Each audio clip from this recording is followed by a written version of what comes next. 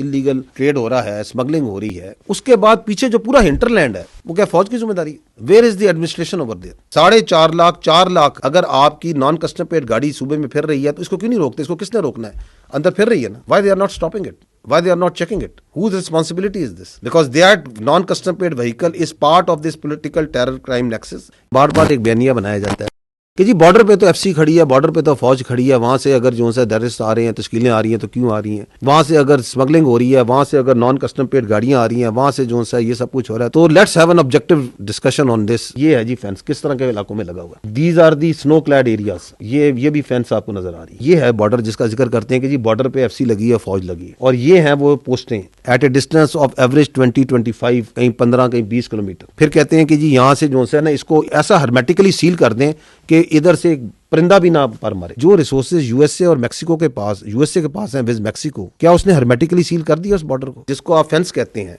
उसकी कोई वैल्यू नहीं होती है मिलिट्री टर्म में अगर वो ऑब्जर्वेशन ऑफ फायर से कवर नहीं, क्योंकि उस ऑब्स्टेकल को कोई वो पकड़ेगा, काट देगा, ब्रीच कर लेगा। 5 मिनट लगते हैं कि आप इस पूरे के ऊपर हर 5 किलोमीटर 2 किलोमीटर के बाद एक किला बना दें, आप उसके ऊपर ड्रोन सर्वेलेंस करें। अगर आप करना चाहते हैं तो आपको उसकी एक बहुत बड़ी कॉस्ट देनी पड़ेगी, आपको उसके ऊपर पैसा लगाने का पड़ेगा, इंफ्रास्ट्रक्चर के अंदर भी, मैन पावर के अंदर। आप सिंध के बॉर्डर के साथ चल जाए, पंजाब के बॉर्डर के चल जाए, कि आपको वहां पे डिवाइडेड विलेजेस या डिवाइडेड आबादियां मिल रही है कि बिल्कुल बॉर्डर के ऊपर बैठे हुए। यहाँ पे there are 29 tribes which are divided, जिनकी आबादी इधर भी है उधर भी है, बिल्कुल एन बॉर्डर पे। उसके अंदर कैसे आप वो मूवमेंट कंट्रोल करेंगे? जो बॉर्डर्स होते हैं, मैं पहले भी कई बार अर्ज कर चुका, they are always mutually guarded. दोनों मुल्क करते हैं। अब दूसरी तरफ एक ऐसा मुल्क है जहां पे जो उनकी पोस्टें हैं वो पहले जो है आपकी पोस्ट को एंगेज करती हैं थ्रू फायर, और वहां पे शुरू हो जाता है एक्सचेंज, और फिर वो जो है दरमियान में जो गैप्स हैं वहां से पार कराते हैं। आप चले जाएं स्पेसिफिकली जो एरियाज आपको ज्यादा टेररिस्ट प्रोन नजर आते हैं, you will not find any administration over there, hardly 5%, 10%, बाकी नहीं है वहाँ पे। Go to तीरा,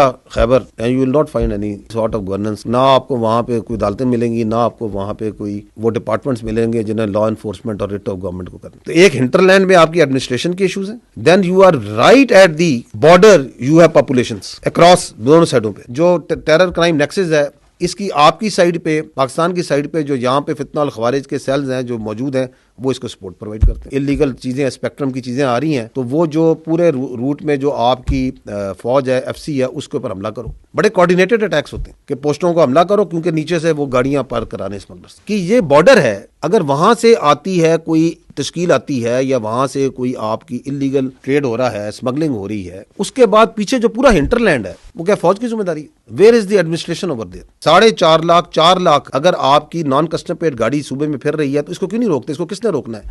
अंदर फिर रही है ना, why they are not stopping it? Why they are not checking it? Whose responsibility is this? Because that non-custom paid vehicle is part of this political terror crime nexus.